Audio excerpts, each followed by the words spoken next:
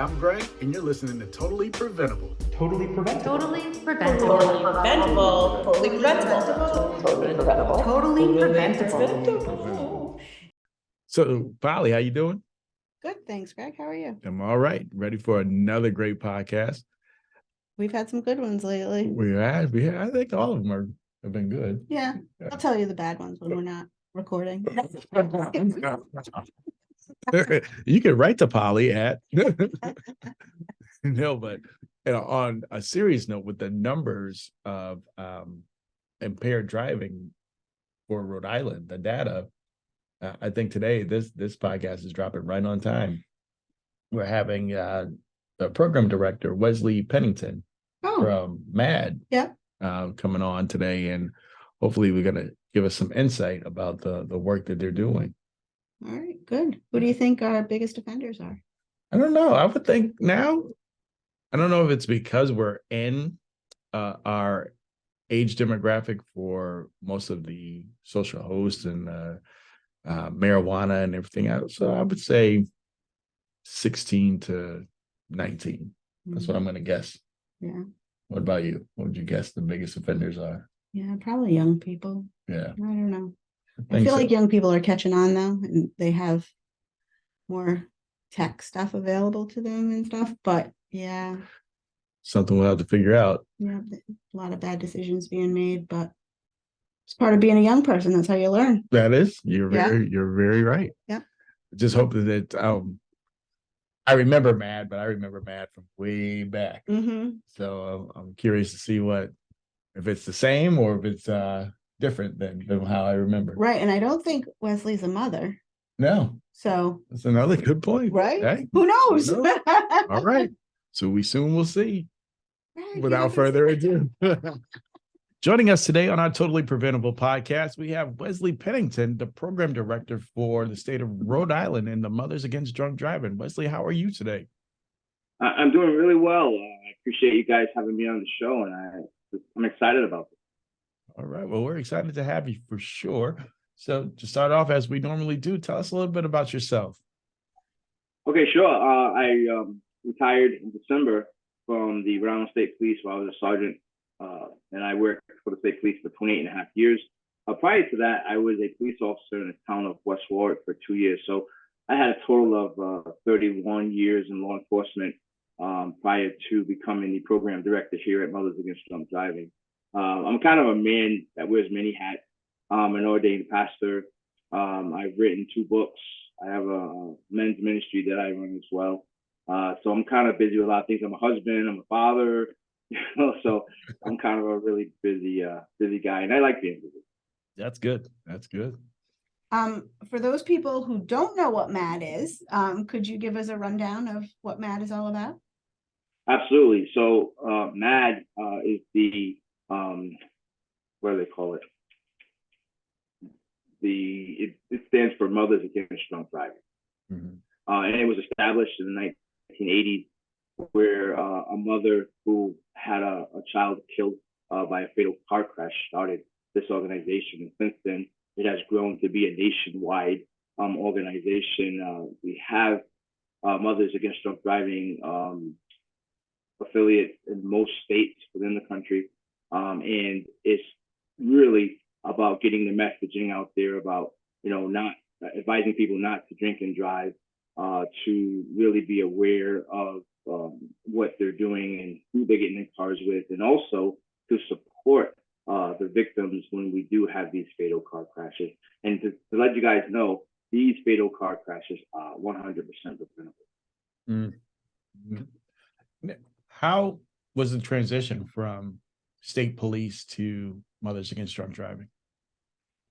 Yeah, so for me, it was a smooth transition because as a trooper, a sergeant for the state police, I ran our traffic safety unit, which was developed in 2019 to go out and just look for impaired operators.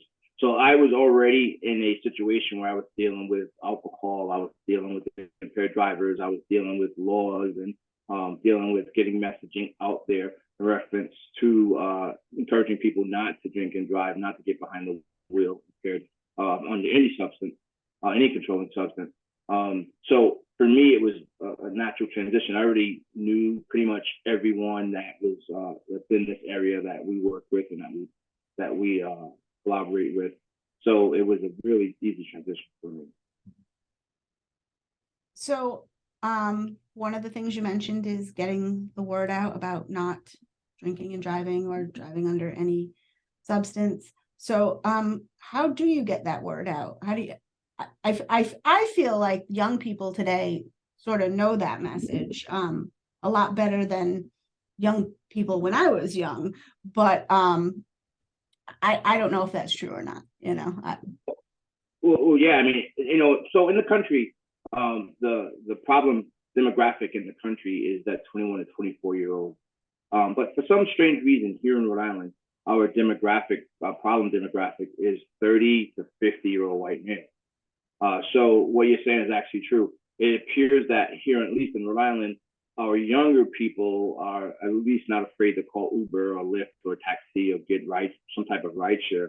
And our older people have gotten in the habit of probably, have done it in the past and continue to do it. So that becomes our problem area here in Rhode Island. Now, just piggybacking off of that,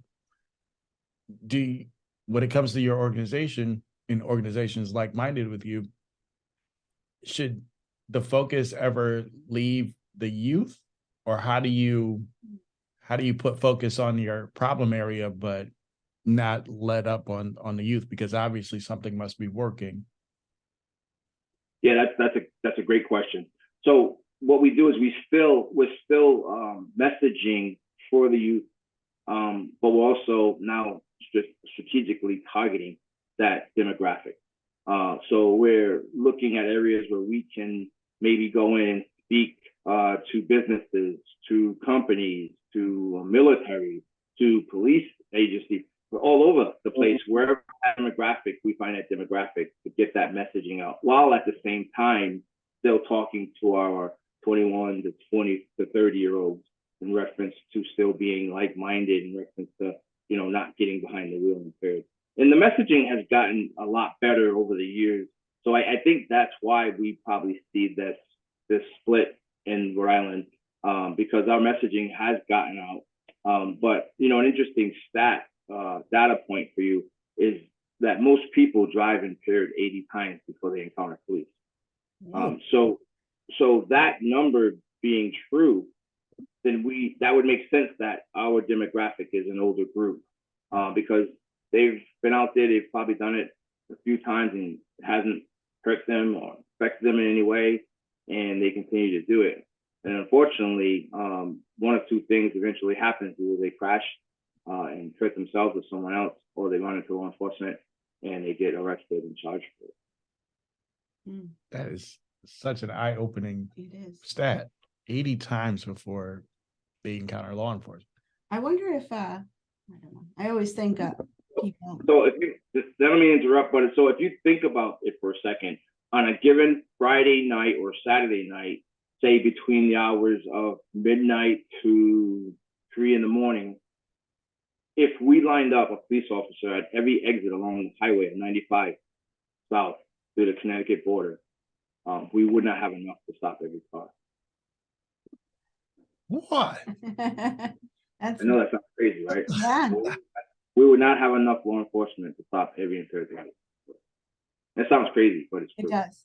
That sounds scary. This is when, when my kids who are young adults, when I'm worried about them driving and they're like, "Mom, I'm a good driver. You know what?" And I'm like, "I'm not really worried about your driving. I'm worried about everyone on the roads driving." Wow. Yeah. Oh. And now add the added, legalization of marijuana, and that adds a whole nother area where you're gonna add more numbers to that.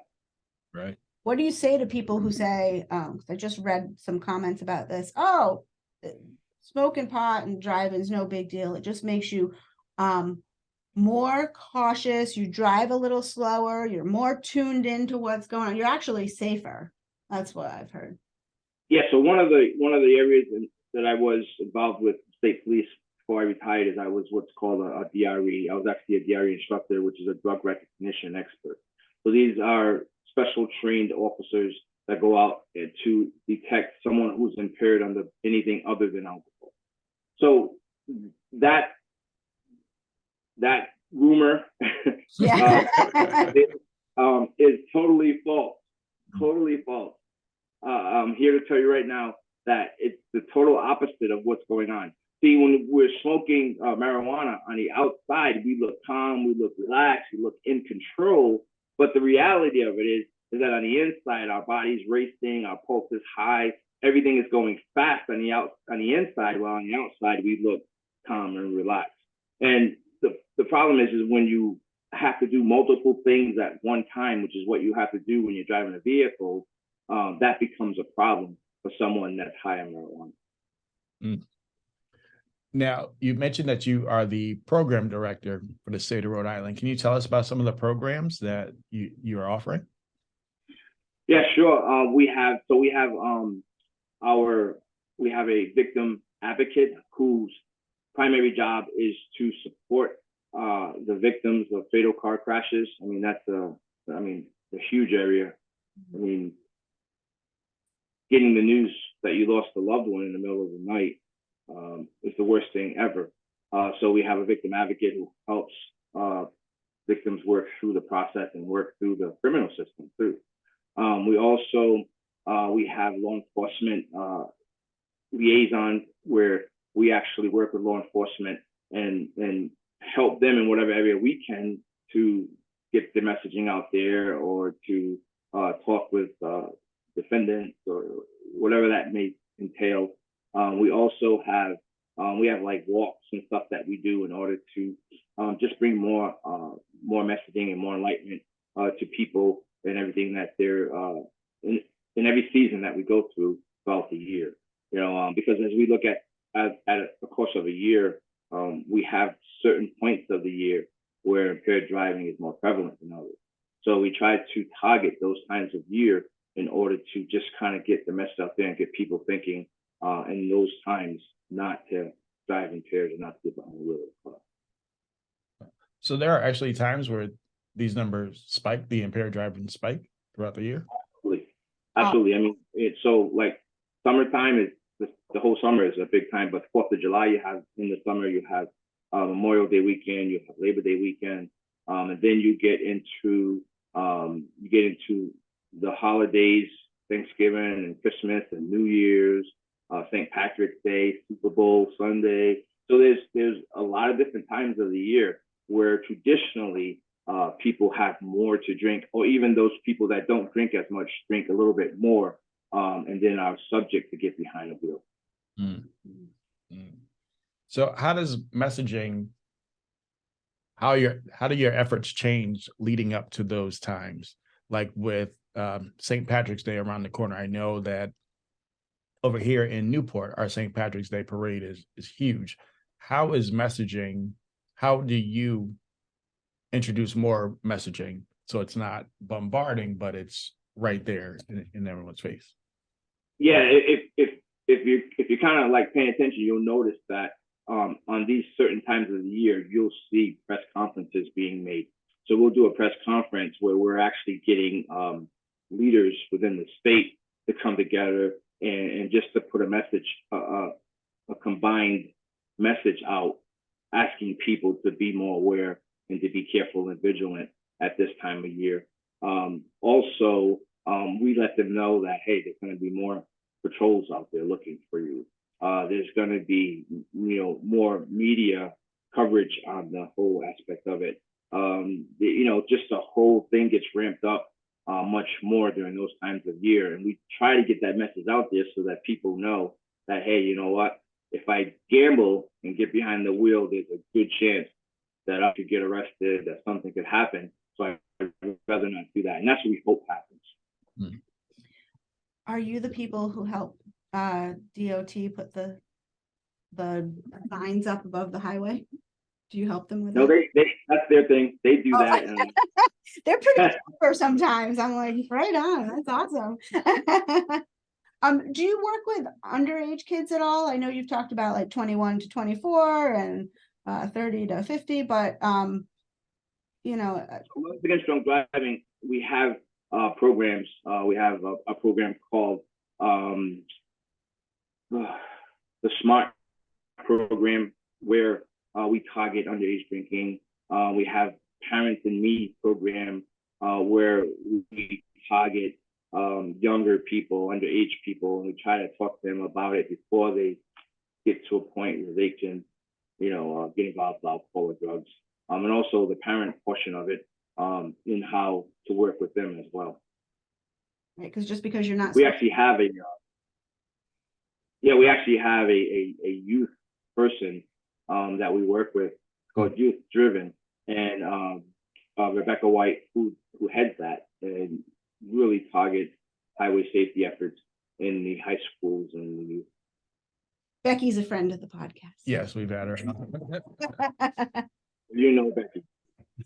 Program, Power of Parent, Power of Youth, Power of Me. Those three programs. Power of Youth, Power of Me, Power of Parents. Yeah. So those are all targeting underage juveniles and speaking to them about the topic of impaired driving and alcohol, the dangers of it, so forth and so on. Also does a great program, has a great program, is AAA. They do a program which is called The Blunt Truth. And they're actually in the high schools talking to high school students about the dangers of marijuana.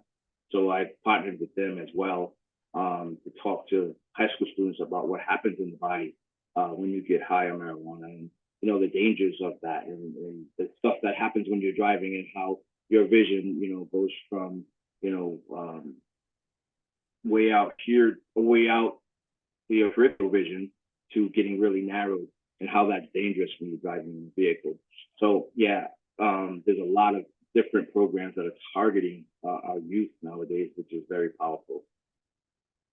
I don't want to say I can barely drive my car because I'm a good driver, but there's a lot going on in cars nowadays. Like my car is like, oh, someone in the back seat. Oh, it's too cold now. The radio is playing. The back windshield wiper is going for no reason. And to add, some chemicals on top of that. A lot of distractions. Yeah. I mean, just think about it. I mean, you mentioned those things. Those are things that are outside the preview of driving. So if you just look at what you have to do as an operator, whether it's, you're looking down the highway, you're gauging traffic and speed, you're trying to gauge your speed, you might have to change a lane, putting a signal light on, changing lane, all of that stuff is happening simultaneously. And when you're under the influence of alcohol or an impairing substance, that interferes with your ability to do two things at once. And that's why they designed divided attention tests in order to detect someone who's under the influence of alcohol or drugs. Now, for those listening who may just be under the notion of the 1980s MAD, what is like the vision of MAD? Are you no drinking, that's it, that's all, or is it, what is the overall mission and vision of MAD? Yeah, so Mothers Against Drunk Driving isn't against alcohol. It's not illegal for you to have a drink, but it is illegal for you to get behind the wheel and drive a vehicle while you're under the influence of alcohol and or a controlling substance. So that's what Mothers Against Drunk Driving. That's our mission. That's our desire to stop that, because it's those things that create victims, and our motto is no more victims. So we want to stop having or creating victims due to impaired driving crashes. So in order to do that, we want you to really kind of stop and prevent getting behind the wheel while impaired. We actually have a national partnership with Anheuser-Busch, so it's not against alcohol, because if you're 21 legal age, you can have a drink. But it's getting behind the wheel of a car and driving is the problem. That partnership's awesome. I love it when we have local liquor stores that partner with us for initiatives, because it means that they don't want young people drinking. They don't want people getting behind the wheel drunk. You can enjoy an adult beverage if you're an adult. Just do it responsibly. Absolutely, and you know, and if there's any liquor stores that are listening and they want to partner with us and to help get this message out, we'll gladly sit down and speak with them. Because yeah, once again, it's not about, we're not against alcohol, we're against driving. And so, obviously, I guess you're not just mothers against drunk driving.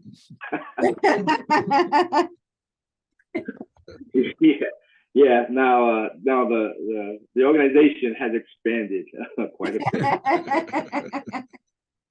You let some other folks in too.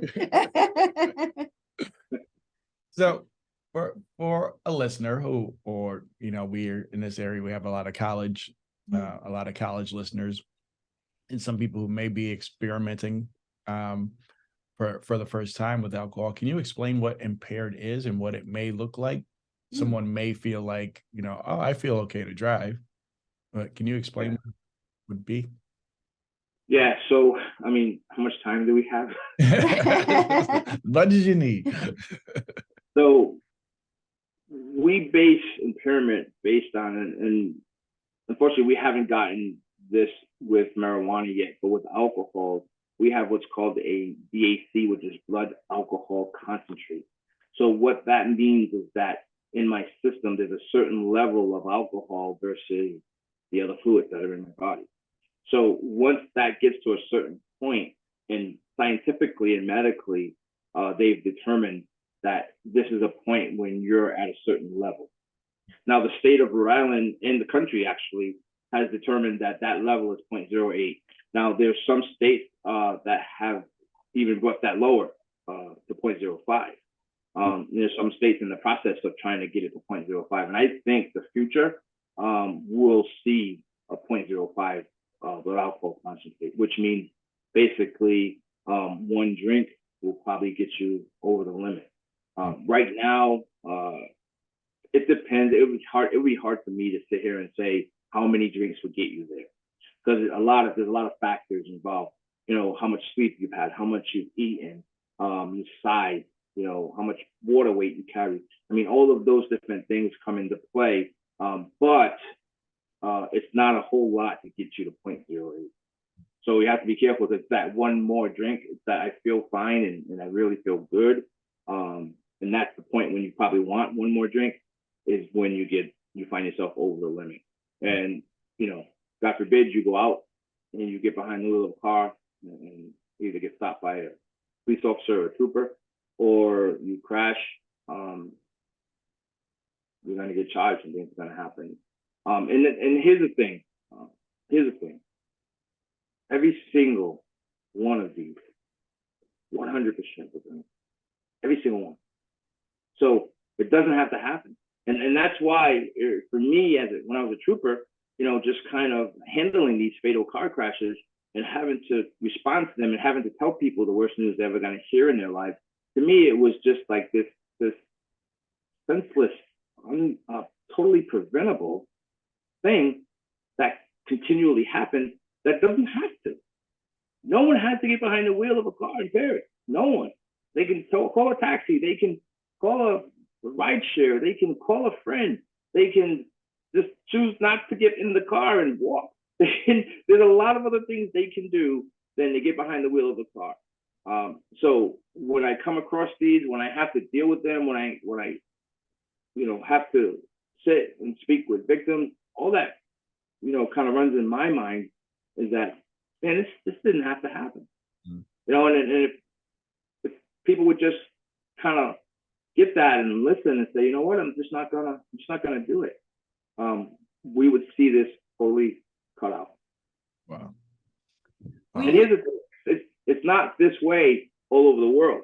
In other places, they're in control of it. In other places, they don't have the amount of fatal crashes that we have here in America. So it can happen. It can be done. We just have to come together, you know, as a community, as a nation, and say enough. You know, I think for the longest, people have just put it for law enforcement to handle. It's a law enforcement thing.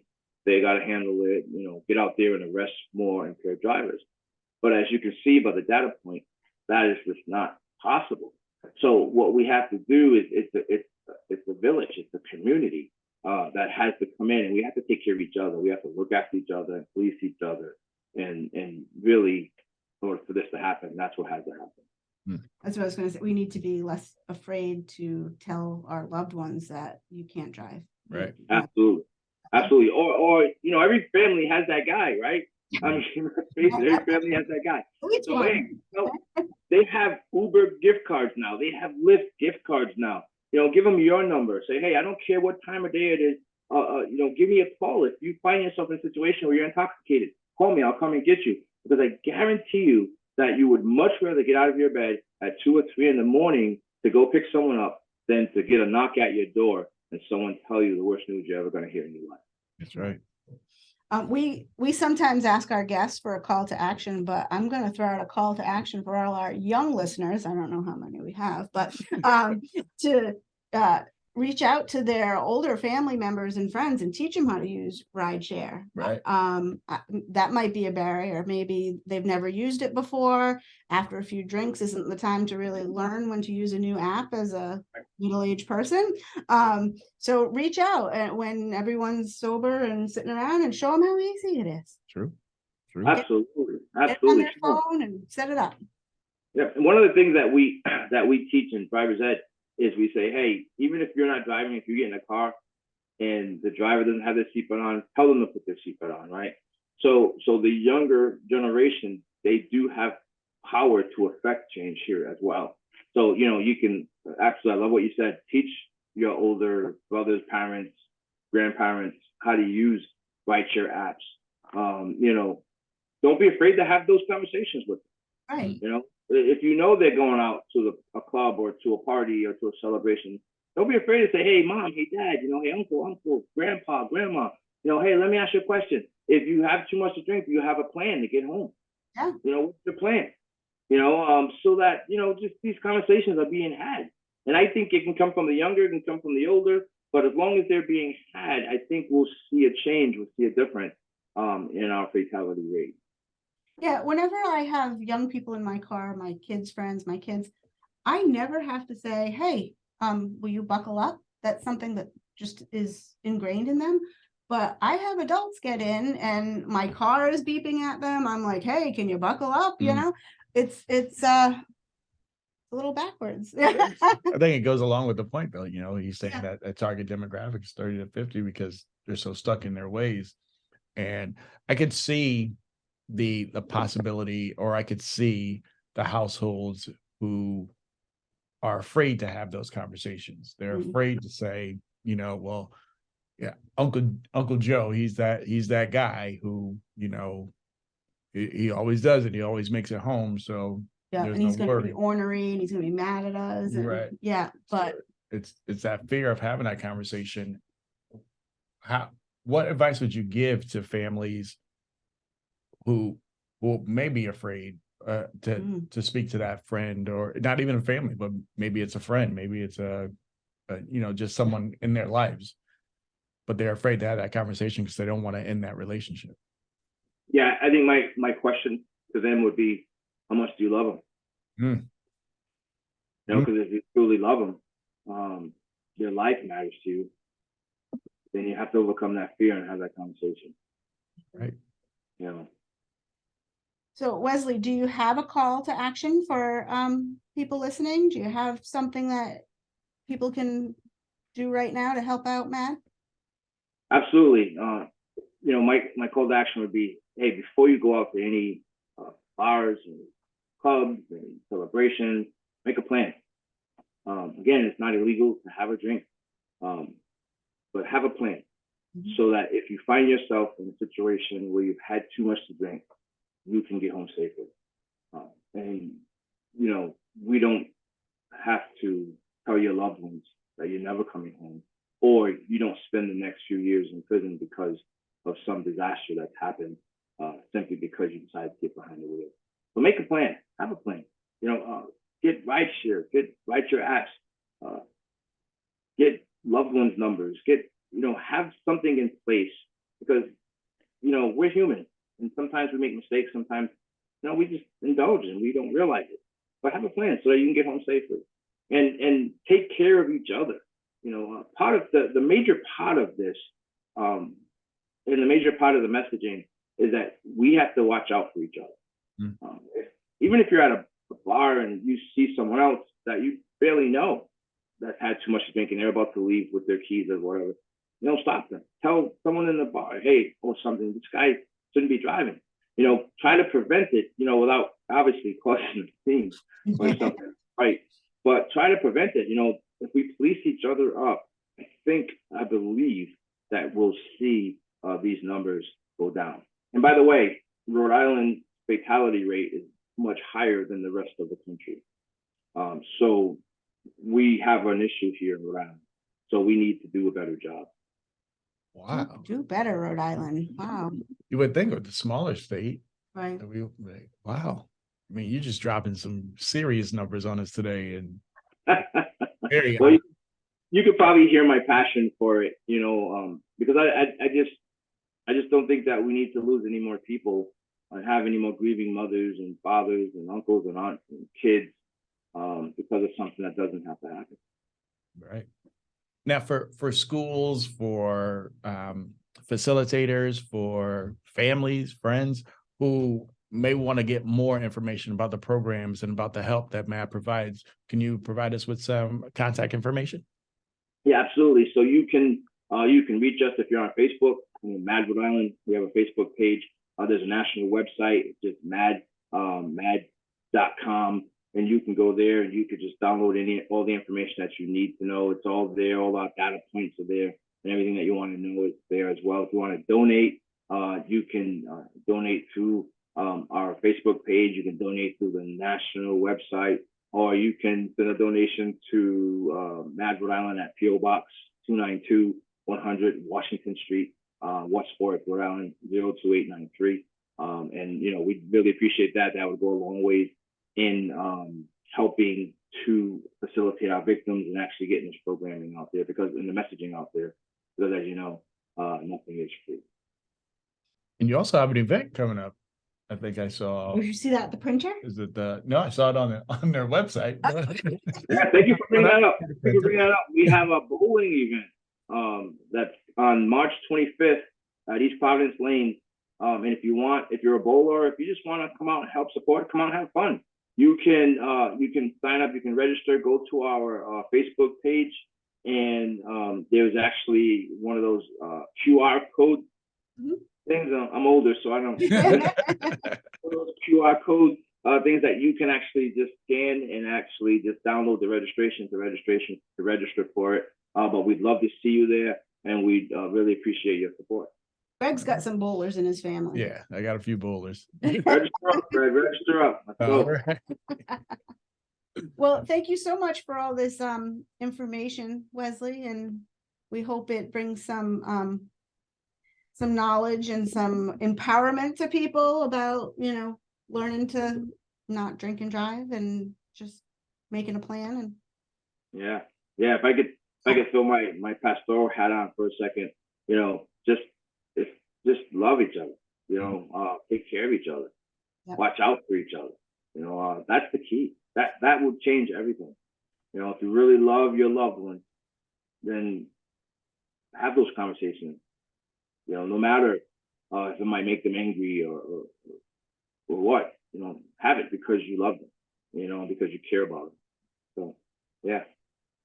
Thank you. thanks so much. It was great talking to you. Thank you, guys. Take care. Bye. Bye. I'm Polly, and you've just listened to Totally Preventable.